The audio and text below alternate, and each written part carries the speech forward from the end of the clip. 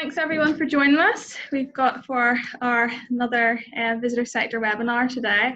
I'm really excited to welcome back Alex. Many of you maybe were on the call last day with Alex, who took us through some practical digital marketing tips. So Alex is back again today to share with us around leveraging your digital toolkit. So Alex, as you know, she is founder and head of strategy at Maverick Digital. So please make the most of having Alex on the call today. I know, Alex, you like to work differently in that throughout the presentation, if anybody's got questions, just jot them down into the chat box. You'll find that at the very bottom of the screen, and then Alex will be able to answer that question as she goes through the presentation, so it'll be relevant to the slide that she's on. And then if you also just have any more questions, Angela Scott from Cloud 12 will be also doing a question and answer time after the presentation. So do feel free to just unmute yourself, ask your questions, or again, just pop them into the chat box at the bottom. Great, okay, I think we'll just get into it. I think most people are on the call, so I'll hand over to you, Alex. Oh, awesome, thanks, Rebecca.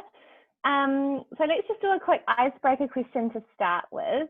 Who knows what SEO stands for? Anybody? Search engine optimization. Yes, bingo, awesome. And who's a little bit scared of it because it seems really big and complicated? Yeah, cool. Awesome. Well, the bulk of the presentation today will be focused on SEO, so I'll do my absolute best to make it as kind of down to earth and back to basics as possible, with some key things that you can go and do right away yourself after today as well. So a bit of a checklist at the end as well. But yeah, ultimately trying to make you feel like it's not as scary by the end of today, and you can go in and tackle a few elements of that SEO space yourself after the presentation. Cool. So I'm going to share my screen. Cool. Let's kick off. Okay, so let's do a quick recap for those who came to my last webinar as well. So by now you're likely to have had a wee bit of time to think about the fact that Wellington and Auckland are your second and third largest domestic markets, spending 78 mil and just over 48 mil respectively, which is awesome. 4 and 5 travellers last year to the Manawatu region were domestic, so you guys are really well placed for this new tourism normal already. Budget conscious travellers and the if not international older traveller are two audiences that are very much emerging post lockdown that we need to think about with our ongoing marketing and comms work. Visiting friends and relatives as a style of travel is top of the list for domestic Kiwis right now, as is backing New Zealanders and supporting New Zealand business, which is something to ponder within your marketing plans as well. And we need to continue to cater to the cautious traveller within all of our marketing and comms planning for a long time to come. And that cautious traveller are people who are scared of health and safety elements and a little bit wary of that kind of stopping them from wanting to travel that much. And also people who have potentially lost money from international trip cancellations, and they need to feel safe booking anything else this year, and safe that the cancellation policy will cater well to any kind of changes in lockdown status levels and that kind of thing as well. So those cautious travellers will be with us for a long time to come, so it needs to just become a part of our new normal approach to marketing. So with that in mind, today we are going to do a bit of a deep dive into the following elements. So we'll kick off by crafting or reworking your unique selling points for that domestic market, and looking at some cultural currents that are in the underlying what domestic markets is looking for in brands right now. We'll also do a bit of a deep dive into paid media and getting your best bag for buck, with a large chunk of today's presentation focused on SEO and Google visibility, and figuring out how to approach this in kind of a real grassroots, back to basics way, so you leave here feeling more confident in that space. Cool.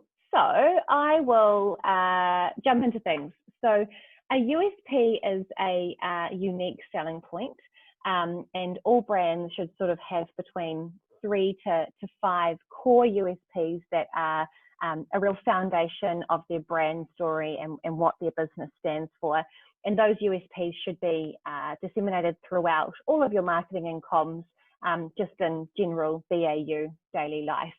So I wanted to touch on them today because they may need to be tweaked or changed slightly for this kind of new domestic Kiwi audience, and often having really clear USPs when you go into planning paid media work in the future can be the difference between standing out against other people's ads or kind of getting lost in the crowd a wee bit.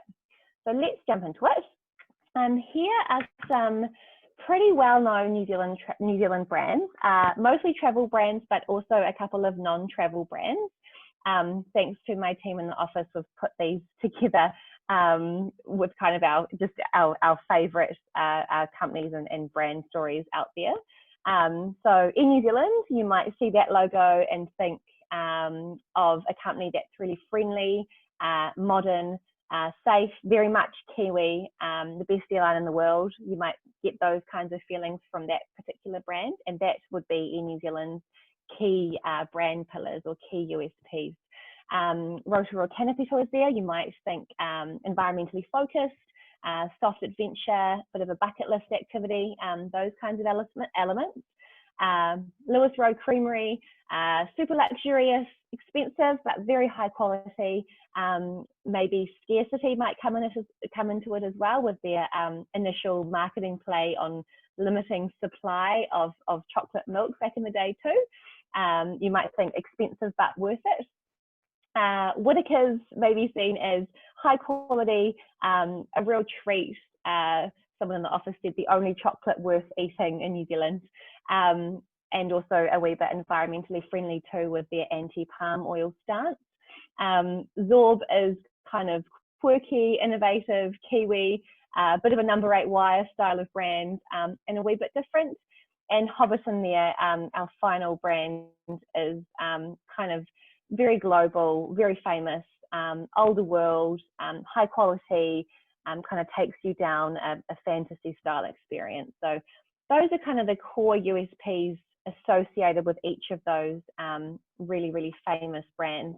And we collaborated and did a bit of a presentation with TRA, who are a New Zealand consumer insights agency, who have been looking at the different types of cultural currents affecting New Zealand consumers at the moment, both pre and during the COVID pandemic. So here are a few of the kind of cultural preferences affecting New Zealanders at the moment. And the first is Kiwis very strongly wanting to back New Zealanders and wanting to back New Zealand businesses. 70% of people who they worked with were very, very keen to buy Kiwi, and that would be a strong decision-making element in the way they planned and booked their travel as well. Kiwis are relatively individualistic compared to other countries as well. They feel very connected to New Zealand and have a very strong connection to nature with quite an outward world view. So we're quite open-minded, especially at the moment.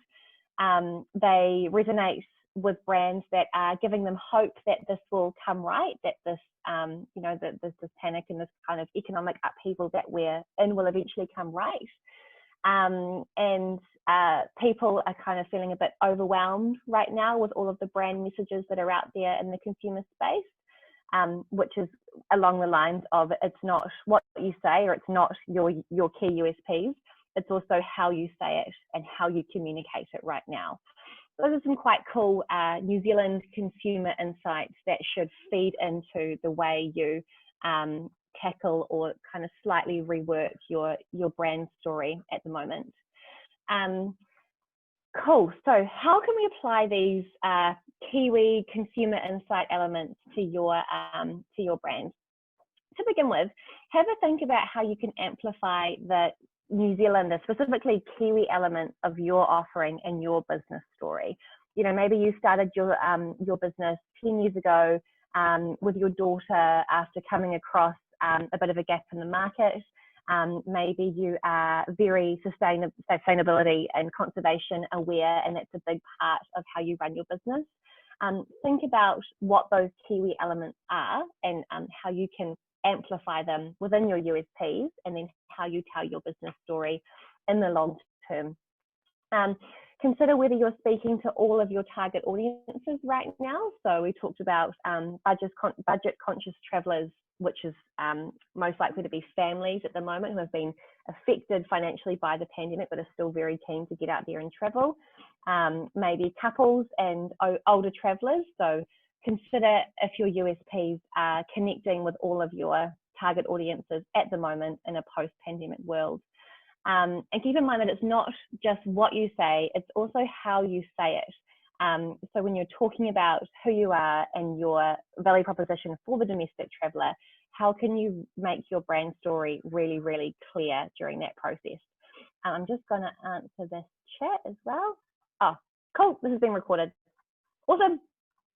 Okay, brilliant.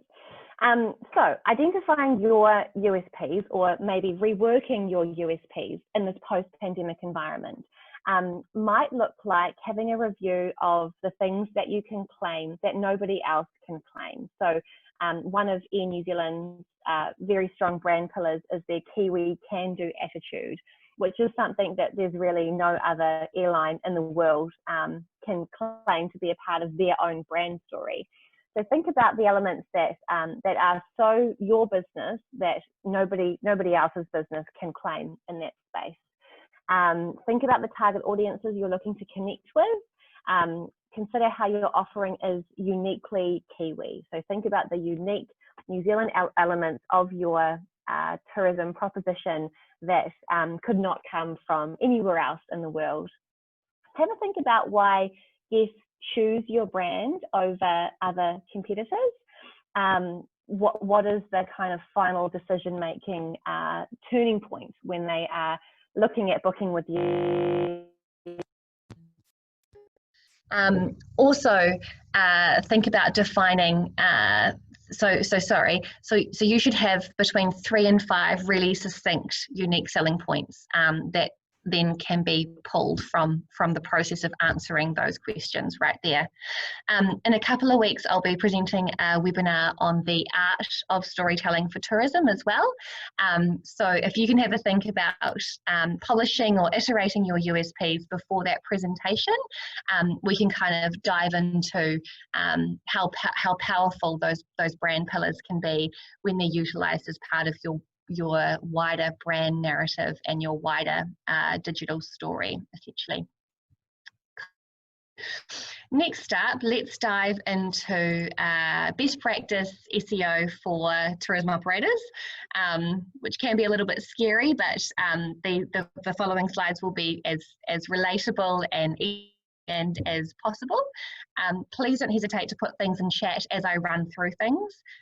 No question is too silly right now, so don't be afraid to kind of put your hand up and ask for clarification on various points of this presentation. So, why is SEO important?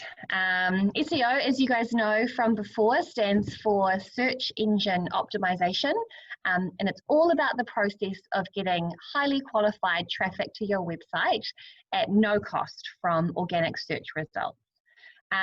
It's often seen as a bit of a dark art, kind of full of magic and smoke and mirrors as to getting a good ranking, but understanding the fundamentals of how it works is not as hard as it sounds.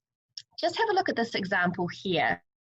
At the difference between an ad, which are rankings that show up kind of in the top 3 or 4 listings of a search query in Google, compared to an organic listing, which is the things to do in Queenstown ranking underneath it.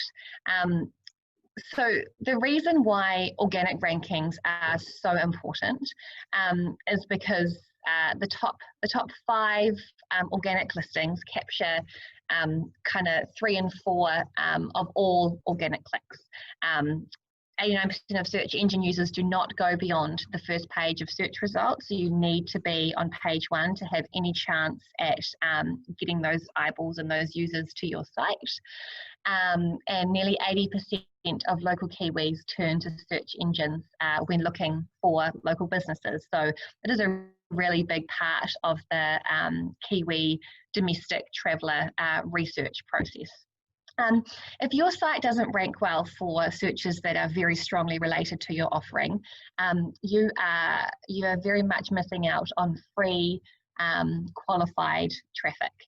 So it is worth investing some time and energy in this space for kind of real long-term gains in digital user acquisition. Let's have a look at SEO in action. This is a real life example of why SEO is important to businesses of all types, not just tourism.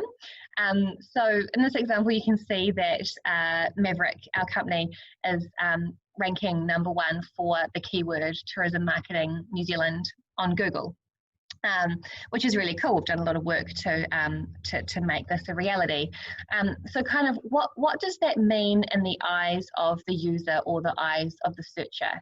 It means that that first ranking, or the top 3 really, are very much firmly placed in the spotlight for people who are searching for tourism marketing resources or support in New Zealand.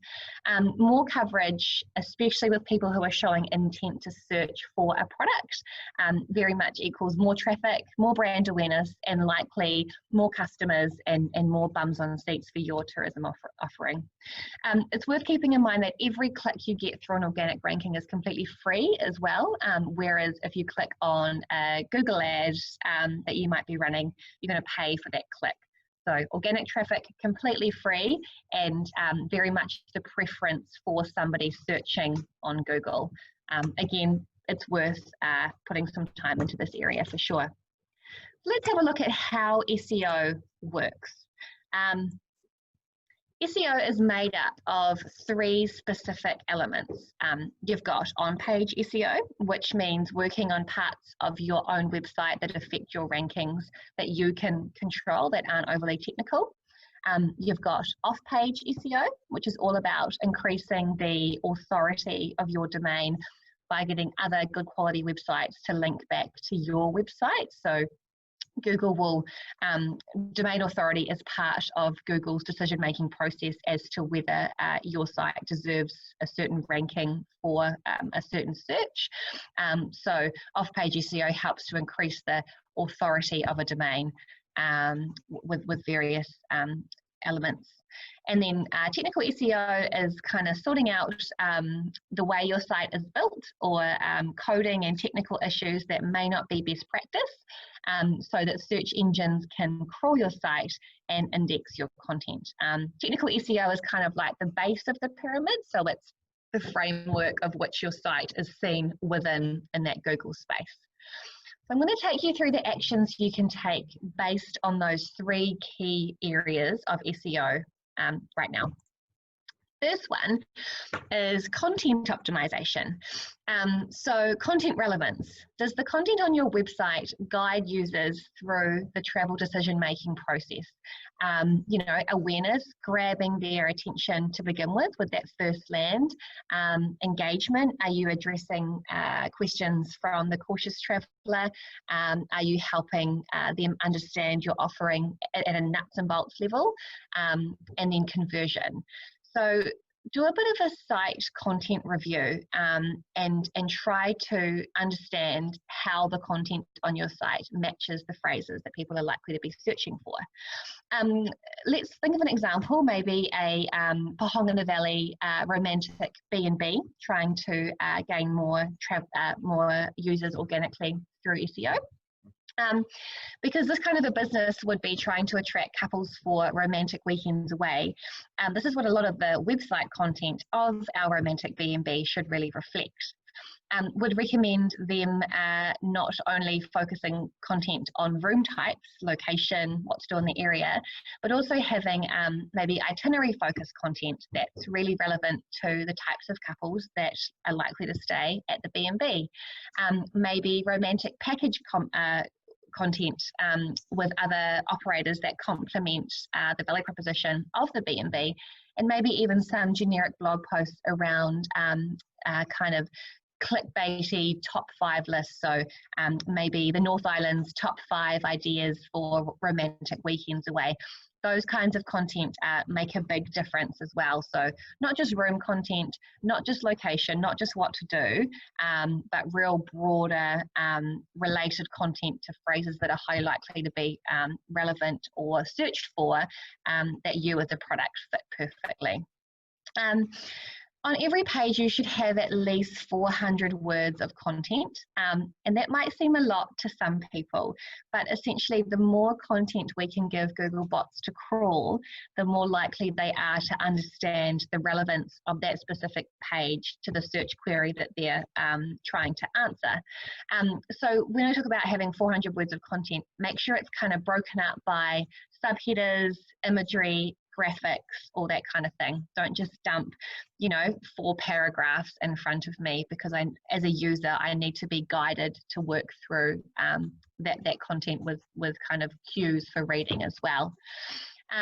Internal linking. So your pages should link together, which gives Google kind of a flag to show other pages that may be relevant to the search query as well. For example, our Pongana B&B guys might include internal links that go from their romance package page to their blog page on North Island romantic retreats. So natural internal linking gives Google pathways to show other related content to a search phrase, essentially. Which gives more pages in your site, more Google juice or more Google love, essentially. Let's look at on-page strategies, but in terms of user experience optimization, which is all about how users engage with your site and how users are navigating or consuming the content on your site. Google uses on-page site indicators to ensure that your website offers a really, really good user experience. Essentially, if someone lands on your site and it's really frustrating to use, it's slow, it's clunky, it's loading really oddly, and it's not answering a user's search query, then that's a really frustrating user journey, which puts the user off using Google again in the future. So by Google using on-page user experience metrics to rank pages in organic rankings, they're ensuring people have a really good user experience through using their search engine. So it's all about kind of building up Google's brand and making sure people come back to use it again and again because the user experience is so good. The metrics you're judged on in this space look like the overall time spent on your website. We often look at time spent as being a minimum of maybe 1 minute or 1 minute 20 to show people are actually engaged with your offering. You can find all these metrics in Google Analytics on your dashboard as well. How quickly your page loads. If you've got a really slow page load, Google will be down ranking your website hugely. So this should, your whole site should really load in under 5 seconds. When I click on the URL, you can go to gtmetrics.com to see how fast your site currently loads. You may need to work with a developer to increase your shorten your load speed. There's things like image sizes and the way a site is built in the back end that really affects the load speed of the site. Your site should 100% be mobile friendly. So check out how your site looks on a small screen. Is it responsive? Does it offer a beautiful mobile experience? Especially these days, people are using mobiles more and more to research, plan, and book travel. So don't just judge how your site looks on desktop, which can be a trap to fall into. It needs to follow user-friendly layout guidelines, and there are specific guidelines to this, which I'll send through in a link with these slides after this presentation that you can have a look at as well. And yeah, essentially all these metrics combine together to show strong engagement, and you can access them all in your Google Analytics dashboard as well. So essentially, if you are pleasing people who are coming to your site and they're loving what they find, that is an indicator for Google to ensure your site indexes for relevant phrases. And let's look at off-page SEO, which are things like backlinks. So backlinks to your site from other sites are essentially trust indicators for Google. Backlinks show the Google bot that your site has high quality content on it and is a trusted source of information, in the sense that other sites are happy to send their users to your site. Getting more backlinks is all about quality related user journeys, where people are going to come to your site who are genuinely keen on your offering, and they're going to come there from a different site, obviously. So when you're thinking about trying to get more quality backlinks to increase your SEO performance, one thing that's really good to consider is the importance of PR campaigns. So if you get a feature in a local news site or on stuff.co.nz, and then that news site includes a link to your site, news sites are really, really valuable in terms of backlinks, because their domain authorities are very, very high. So if you manage to achieve that, Google's going to see that backlink as real gold and real verification that your site is high quality, essentially. A client of ours, Velocity Valley in Rotorua, recently got a link into a stuff.co.nz adventure tourism article, and that was a real win for them, and we've seen their SEO performance increase over the last month as a result. So getting those high quality links in news websites is really, really important if you can manage it. It is kind of a hard one. Also consider teaming up with other operators. So maybe you are a cycling tour company and you often refer people to certain accommodation operators when they ask where to stay nearby. So think about including links to those operators on your site, and then asking those operators to include links back to your site. So if anybody's kind of complimentary to your offering, don't be afraid to give them a buzz, and it's kind of the, we'll scratch your back and you'll scratch ours, and then you're creating some really good backlink profiles there. The other off-page SEO strategy, oh, sorry, that was my rubber ducky graphic there. I did some animations, which I'm not used to. The other off-page SEO strategy is social media. So consider how much traffic your site gets from social media pages. And that's things like posting links to your site in a Facebook post, or posting a link in your Instagram bio or a YouTube account.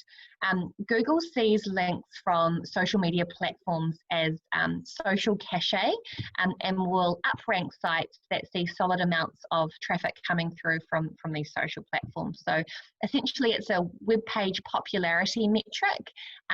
So the more links you can get in social media pages through your own posts or through other posts supporting your business, the better Google will see your site in the eyes of SEO rankings, essentially. The third SEO element is technical strategy, which is all about laying the strongest foundation that we can for Google to be able to read, understand, and index your site and match it with relevant search phrases. So the things that affect technical elements of SEO are website architecture. So that's this graphic here. We've got this large circle, and then circles coming off representing individual topics, and then more circles coming off those specific topics. So essentially ensuring that the user experience of your site is really natural, and you're grouping related topics together. So if you're an accommodation offering, you'd have rooms, and you'd have your individual room pages coming off that one kind of topic hub. You might have itinerary ideas. So you'd have an itinerary ideas hub with individual itineraries coming off that specific topic. You might have an About Us section. You might have, and coming off that About Us section, you might have our business story. You might have our sustainability commitment, and you might have something about Hallmark or any business achievements you've had. So strong website architecture is all about connecting topics together in individual hubs, and then making sure you are interlinking the heck out of those topics, essentially. The second element of technical SEO is really good use of metadata. So metadata are the little snippets of information that show in a Google search. So you're going to see the main title of the page, then you're going to see a short sentence related to what that page is about, that essentially is going to get people to click. They're going to say, hey, this page is really related to my search query, or they're going to look at it and they're going to say, no, this is not what I was looking for, and they're going to keep scrolling down the list. So your metadata needs to be highly related to your offering. It needs to be specific to the search queries that you're trying to index for, and you need to follow Google best practice with the links of your metadata as well. If your site's built on WordPress, there's a really awesome plugin called Yoast, which allows you to add in a target keyword or a target key phrase, and then create metadata to suit that key phrase, and then Yoast gives you a red, orange, or green light depending on how well optimized that metadata and your pages. So that's a really good plugin, SEO plugin, that's free for people who have WordPress websites. Cool. Stay with me, guys. I promise it's not too tricky. The next one is a secure site certificate. So essentially your site needs to be secure for Google to be happy to send traffic to it. A lot of the time we see older sites with security certificates that have lapsed and that are no longer valid. If your security certificate is not valid right now, you will be actively losing organic traffic because of that element. If you're offering online bookings as well, I think that a lot of the payment gateways require a secure certificate to be able to function on a site too. It is really, really cheap to add in a secure certificate to your website. It is a development task, but it should only take them kind of half an hour to an hour. And you can see that your site is secure or not by whether it has HTTPS at the top versus HTTP. So that's a very, very quick change to make if you haven't got a secure certificate right now, and will have an immediate impact on the way Google sees your sites. Our last point is redirects or 404 errors. This is also a common mistake. So if you've launched a new site within the last few years, you would have switched from an old site to a new site, and all of the page URLs or page addresses may be slightly different from your old site to your new site. So any links that were going to your old site, if you haven't added a redirect, which essentially takes the user from the broken link to the correct link automatically, if you haven't added in redirects, you'll be getting penalized from Google for 404 errors. Which means page not found, essentially. So it's a really frustrating user journey when you click on a link and you get a page not found because no one's put in a relevant redirect. We've got a baseline audit, SEO audit website that's free to look into in the next slide, and that audit will show up if your site has a bunch of broken pages on it. Again, redirects are really easy to manage. There is a WordPress plugin for redirects, but it might be something that you want to get your developer to look at. Again, it's a very, very quick task for them to fix. But especially if you have a lot of 404 errors on your site, you will be getting down ranked for Google, from Google for not offering a good user journey. Just going to see what this question was as well, guys. SEO plugin. So it's called Yoast, Y-O-A-S-T. I'll just, and it works for WordPress sites only. But essentially it's really cool for kind of DIY SEO, and it shows at a glance how well your page is optimized for Google algorithms. Cool. So let's look at that free SEO audit website. So moz.com is kind of an SEO, an SEO guru himself, Neil Patel, and he's put together a whole bunch of free SEO tools, including a free SEO audit on that link there. So I definitely recommend you pushing your site through that SEO audit and then bringing up any flags that are technical with your developer, or any content flags you can kind of tackle yourself using the best practice content approach that we've just talked to in earlier slides, essentially. It's a really, really handy URL, and it's relatively straightforward to use as well. Cool, so let's look at a quick SEO checklist, which you can kind of take away from this presentation and implement immediately. Make sure you understand the basics of SEO, on page, off page, and technical. Obviously, it's at a pretty high level, but you know, Google any elements of what I've talked about that you don't understand, or ask me in the comments at the end as well. You kind of understand those three basic pillars, the SEO space becomes way easier to get your head around and approach. Run your site through that Moz URL for a free audit. Review the relevance of your content for the types of phrases or the types of traveler that you're trying to index for, and maybe create a bit of a plan where you want to beef out content on certain pages so it reaches that 400 word minimum word count, and maybe create some ideas for new pages that you want to create. You know, targeting romance, you're looking at the best romantic weekends away in the North Island, or if you're targeting you know, family mountain bikers, maybe it's, you know, Manawatu's ultimate mountain biking locations.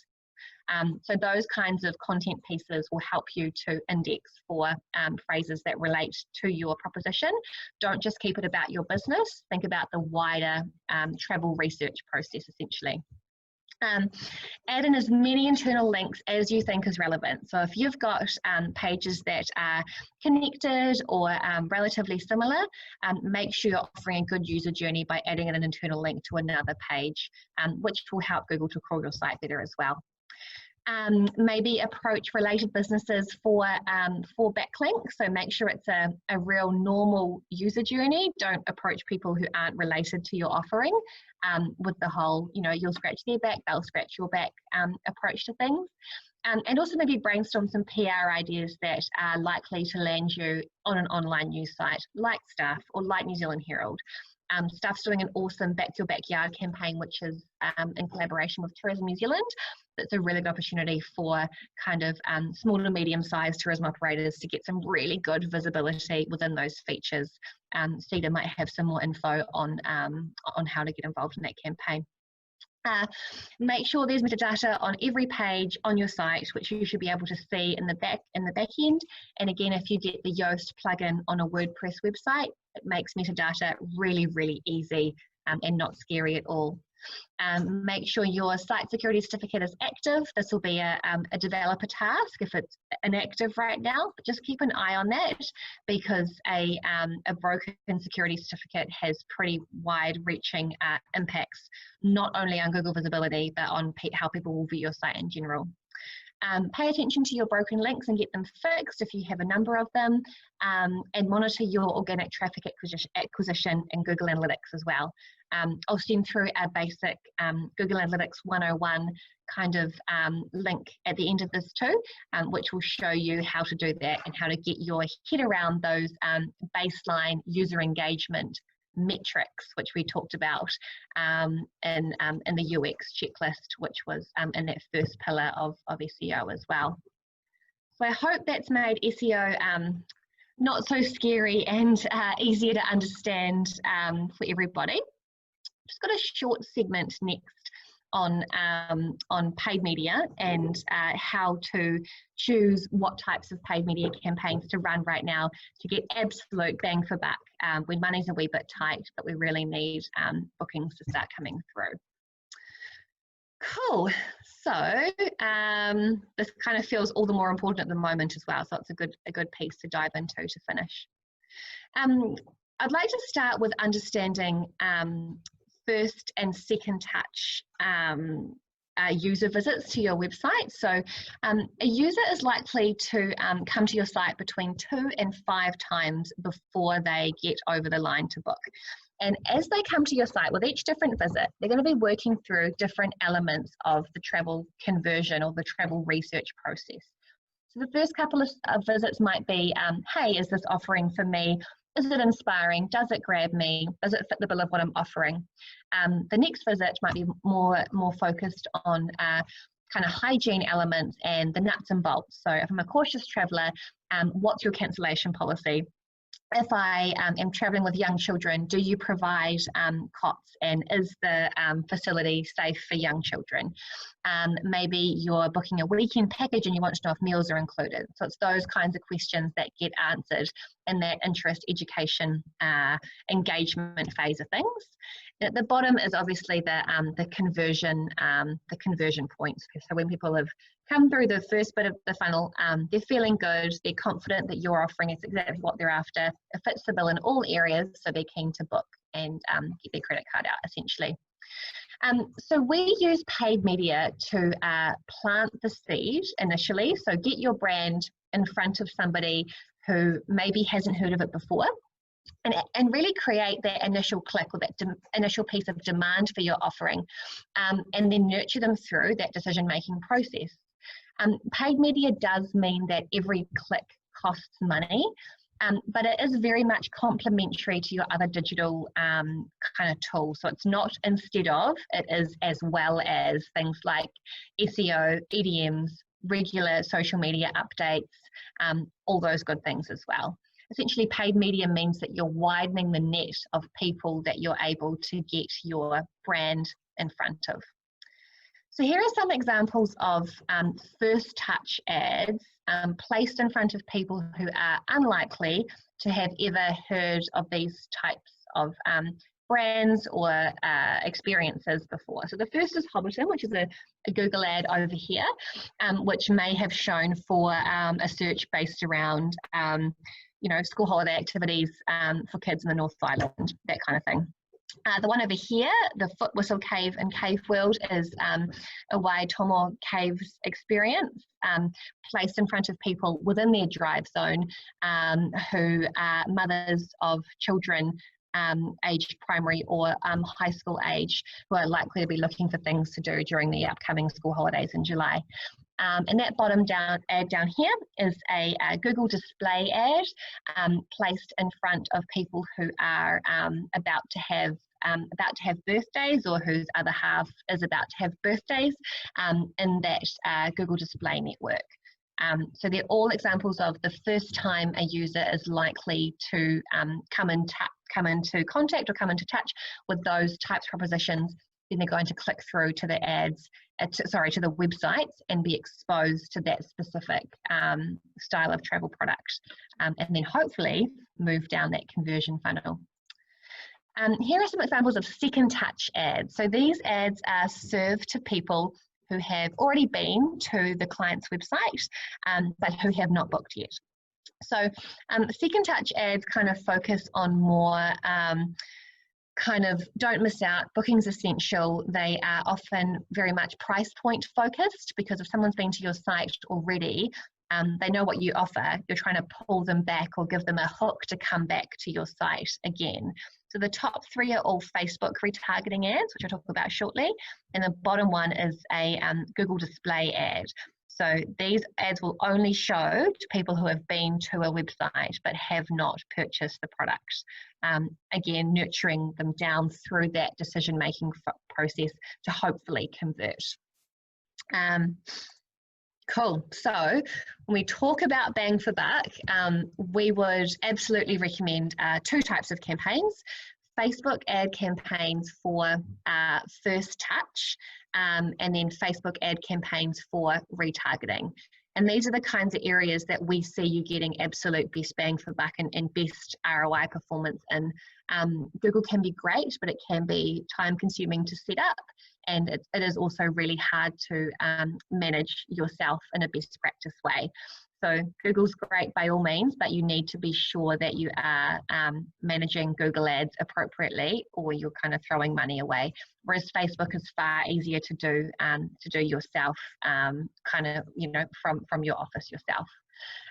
So first touch Facebook ads, the reason we've recommended this is because Facebook has amazing segmentation options. So all of their big brother data collection kind of elements means that you know, you can target mothers of primary school age children who live within a 200-kilometre radius of Palmerston North and love mountain biking, or who love outdoor activities. So when you know your specific audience segments, that kind of targeting is absolute gold, because those mothers are likely to be keen on what your offering is. Keep your unique selling points in mind when crafting your first touch Facebook message. So think about the USPs that are going to suit that specific audience and really emphasize them within your content. Make sure you use video instead of static imagery as well. Moving footage will always get best engagement over static images. Look at videos that are kind of maybe 8 to 15 seconds long, so short and sharp, and kind of grab the attention of your target audience. And also make sure you launch your ads through Business Manager rather than from your page. You're going to get far better targeting and far better impact than you will just by boosting a post to a specific audience. And Business Manager isn't overly hard to set up. I'll add a link to it when I send these slides through as well. First touch ads are relatively cheap, so you are charged on the amount of impressions that come through from that ad. So you're not charged by clicks, you're charged by the amount of people who see the ad.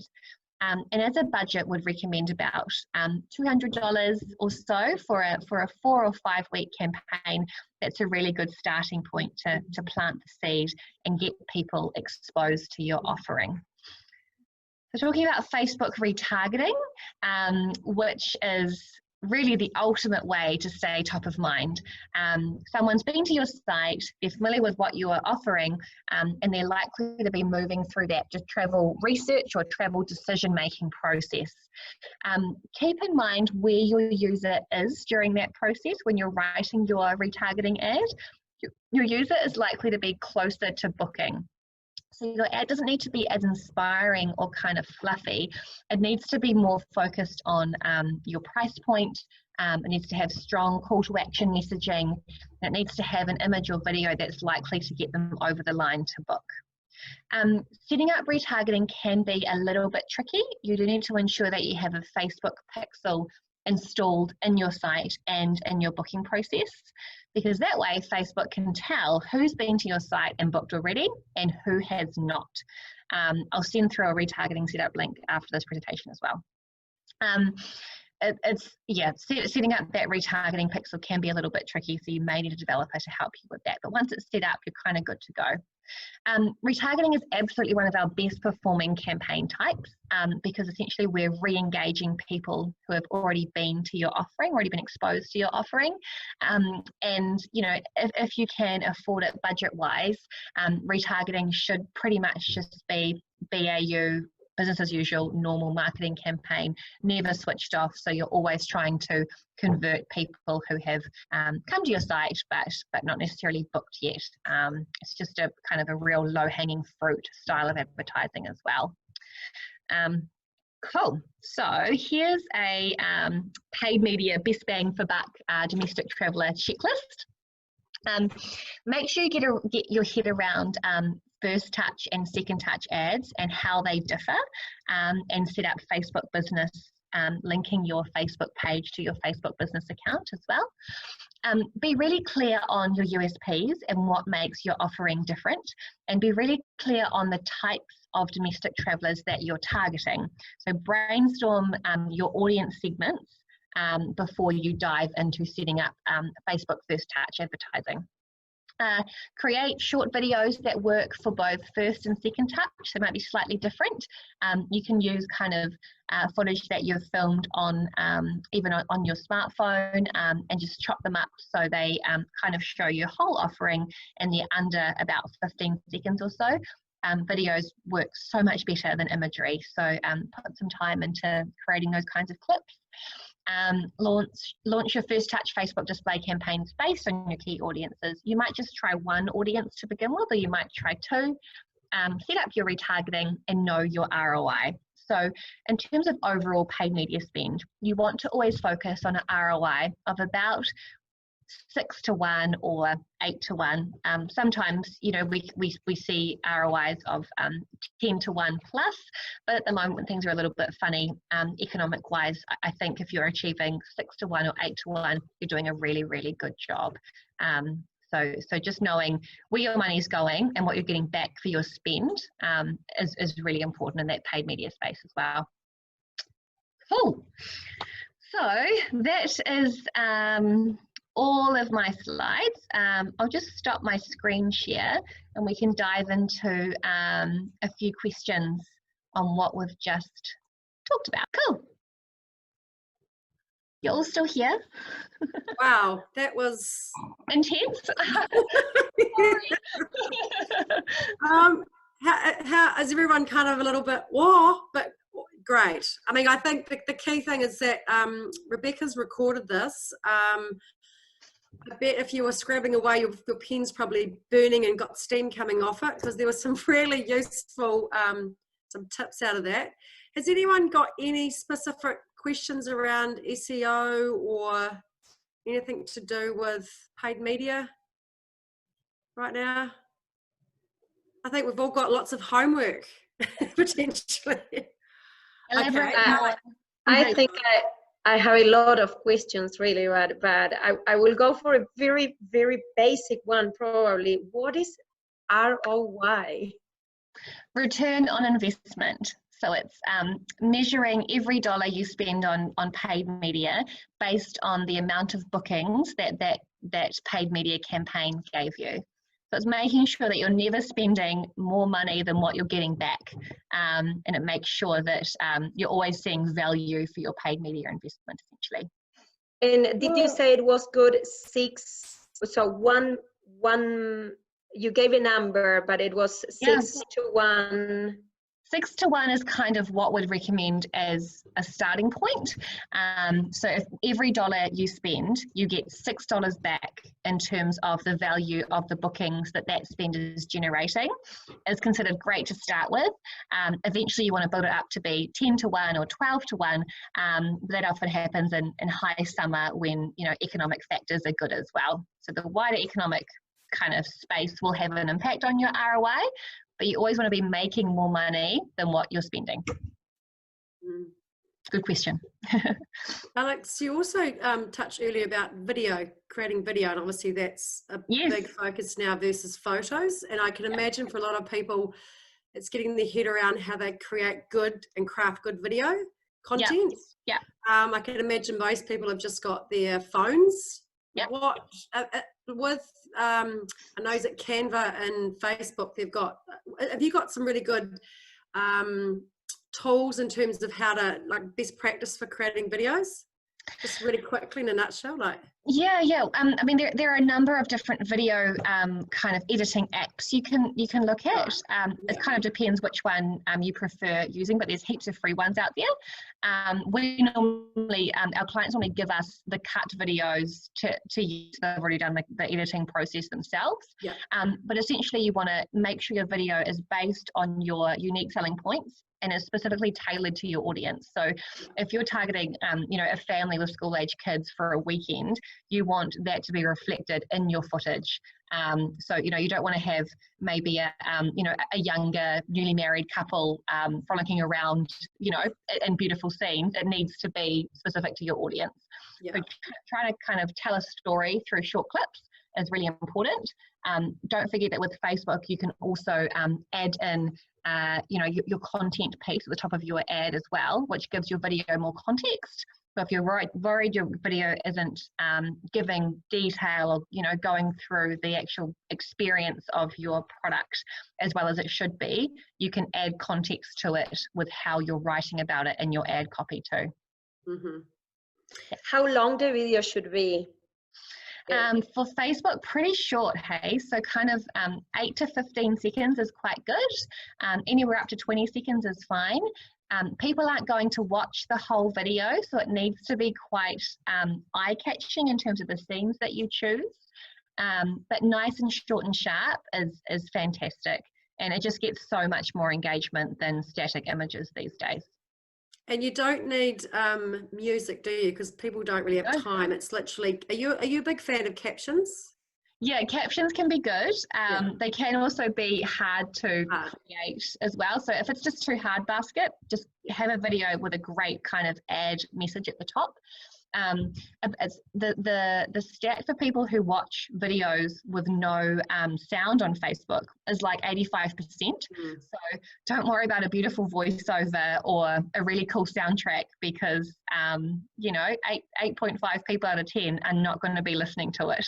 It's just all about the clips and how much they grab the attention, really. Yeah. So I've got a couple of questions here. Hi, Alex. Could you elaborate more on the content duplication part? Yeah, totally. So content duplication is an absolute no-no in Google. So if Google can tell if you've kind of copy-pasted content from other pages or other websites within your website, and they'll down rank you for that. So all content you create needs to be kind of lightly rewritten, or fresh. It's not a good idea to copy paste anything because you'll get penalized for that essentially. Okay, got another one here. Can I run Facebook ads without a Facebook business page, i.e. linking back to my website? The short answer is yes, you totally can. You're not going to have the same targeting tools without setting up Facebook business. So you're going to see better results if you set up Facebook business and run your ads from there. You also can't set up retargeting from your Facebook page itself. So you need to have a business account to be able to set up retargeting and organize your pixel. Boosting posts, totally fine from your Facebook page.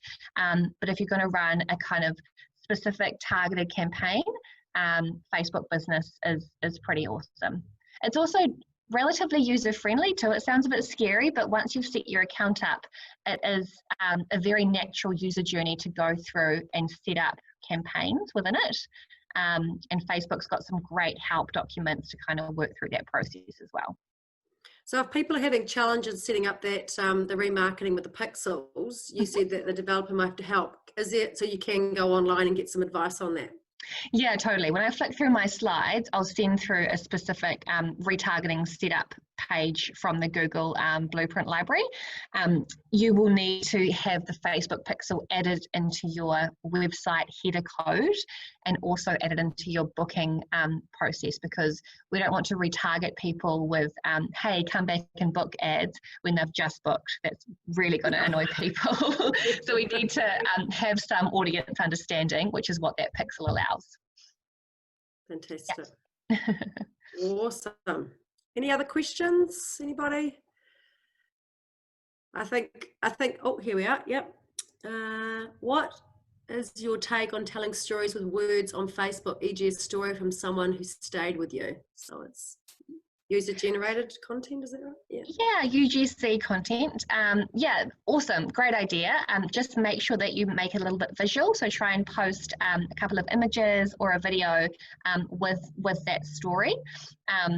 Instagram, you kind of want to keep your content really, really short, but Facebook is totally okay to tell a little bit of a story in a paragraph. Just make sure that it stays visual. If it's not visual, you just won't get any engagement. I think the key thing here is making sure we all know what our USPs are and understanding what our brand is, going back to a bit of basics as well, isn't it?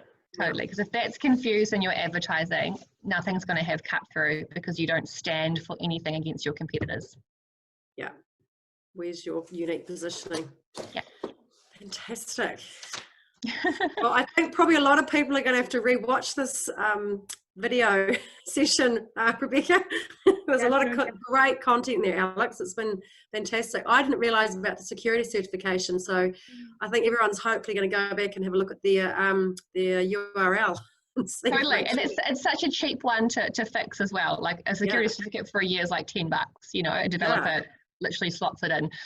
But Google hates unsecure sites, and so do users. It kind of puts up a red flag, like I'm not going to get my credit card out here because I don't trust it. So it is a big one. Yeah. Yeah, and probably even more so now with everyone being a bit more cautious. We need to make sure that's all secure. And those free sites are great too, with those ones you've put up there. So that's fantastic. I'll send through some more links with the slides too. So if people need kind of more info to dive into, it's all going to be there. Yeah, I'll share that with everyone then afterwards. But yeah, thanks again, Alex, for lots of practical no worries. Don't be overwhelmed. It's not too scary, I promise. No, tips and tools. But honestly, if anybody has any more questions, Alex is back again on the 11th of June for her session on the art of storytelling for tourism. So even if you want to shoot across your questions to myself as well, then I can relay them back to Alex, and we can make sure that we have the next session some answers for you. So make sure you all, as well, Alex said at the start, have a look at your USPs and just about your business story as well, so that when we come to that session, we have a better idea of where you're at in that journey. So yeah, thanks again everybody for joining us, and thanks Alex for bringing us that brilliant presentation, and we look forward to seeing you again soon. Great. No worries. Have a good day, guys. See you soon. Everyone. See you. Bye. Bye.